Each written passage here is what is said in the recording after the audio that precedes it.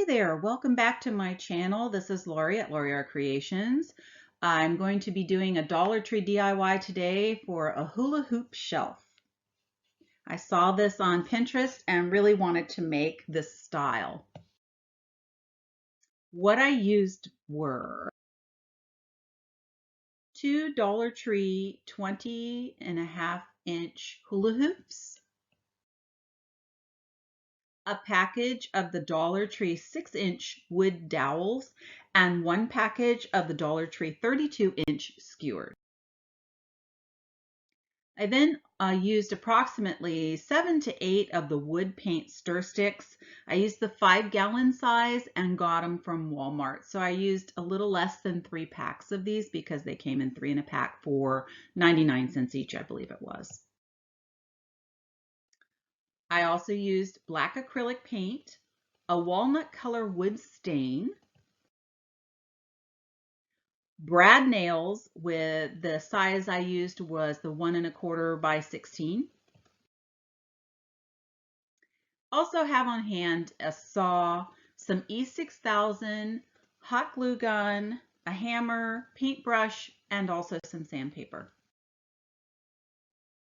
So for the first step, I removed the decorative wrapping from the hula hoop. It just peels off nice and easy once you get it going. You just have to find the edge and get it going. Once that's done, then you want to pull the hoop open at the connected ends and empty out those noisy pebbles. Then reconnect the ends, and now you have simple plain plastic hoops for your project. You're going to want to paint your hoops with black paint. I used 1 coat to start, but toward the end added a 2nd coat. You may at this point want to make 2 coats of the black paint and then maybe another coat at the end.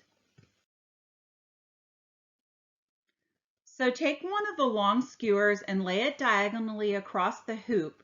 Then lay out where you want your shelves to land and mark the layout on the black hoop. I used a white chalk pen to make my marks with. Cut, paint, and attach the 2 long skewers into place using E6000 and hot glue. Let that sit overnight. The E6000 takes a little while to bond, but once it bonds, it has a great hold. Oh, a little issue that I had was to keep things still while the glue dried. The hoop kept kind of bending and warping a little bit, so I used some twine to help keep tension on it and tying one end of the twine to one side of the hoop and the other end across from it and just kind of giving some tension to help while the E6000 dried. In the meantime, I cut the outer pieces that'll be the spacers, and those will be holding the 2 hoops together. They'll also be used to rest the edge of one of the edges of the shelves on. So I cut the 6-inch wood dowels in half, and then I pre-nailed the brad nails so that the dowels wouldn't split when I nailed them to the hoops. So you either can use a brad nail or just another nail just to start a hole so that when you do nail through the hula hoop into the dowel, it doesn't crack and split open. That did happen to me on a couple of the dowels, and I just simply took a little bit of white smooth duct tape, just a little piece, and wrapped it around the dowel and made that a tight seal. At the end, you're going to paint over it anyway, so you won't really see it. So I started out painting the 3-inch dowels, but then I figured, oh, I could just do it all at the end. So I went ahead and just attached them where I had marked for the levels of my shelf, nailing them first to both hoops. And then after I got them nailed in, I added a small amount of hot glue just around the edges of the sides of the dowel to kind of help adhere it to the hoop. So then I measured and cut, then painted pieces of the skewer or wood dowel to fit in between the 2 long skewers. You want to make sure that the wood shelves will be able to sit level. So you're going to be moving these little skewer or dowel pieces up and down on that little ladder is what I'm going to call it to make sure that the wood sits level. Once you find that level, just take one of your paint sticks and use it to find level, and then hot glue the dowels into place on the ladder. My pieces in between the two long skewers measured a tad less than the 3 inches that I used on the dowels that went around the outside edges of the hoop. That's because you're going inside the hoops and inside the dowels when you attach them. So here you can see I'm gluing the dowels in place on the ladder. And don't worry about if there's some glue showing, because when you paint, you can paint right over that glue and it'll blend right in. So then you take your paint sticks and lay them across where they'll be going, and you measure them for the length. I took a pencil and made a mark on the wood. Then I sawed the boards.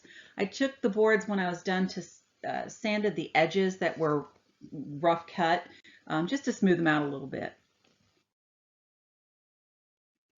So these are the measurements that I came up with for each of my levels on the boards. I cut 2 paint sticks for each level because you're going to be laying them side by side from dowel to dowel. So these are my measurements. Yours might be a little bit different. You have to make sure that you do measure everything. So it was at this point that I did my second coat of black paint all over the entire project.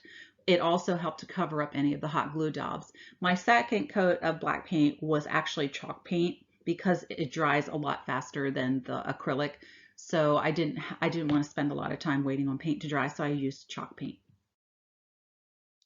So while I was waiting on that chalk paint to dry, I stained all the boards with my walnut stain, and I covered all the tops, bottoms, and edges. You want to completely cover these boards.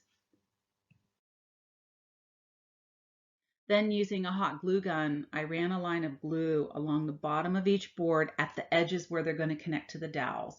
And then I secured them to the tops of the dowels. Make sure you put enough glue on there that will hold it.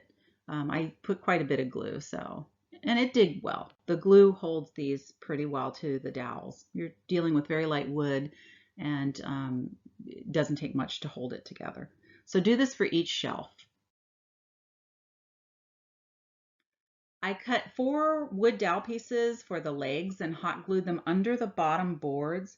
Now, it's my suggestion that if you do this as well, use E6000 first, and then it makes a more permanent bond, and then you can use your hot glue to kind of help hold it there while it dries. You can be as imaginative as you want with the legs, and use different items for the feet, or no feet at all, or simply just hang it on the wall. And there's the finished product. This fits beautifully in my windowsill space above my soaker tub. That I needed something to fill that space, and I didn't want to put any drapes there. I did put a valance over top of this just for decoration, but this really turned out nice. I really enjoyed this project, and I think it looks very high-end. Thank you guys so much for watching. I hope you enjoyed this video and that you will try this project. Follow me on Instagram at Laurie Creations. You guys have a great day.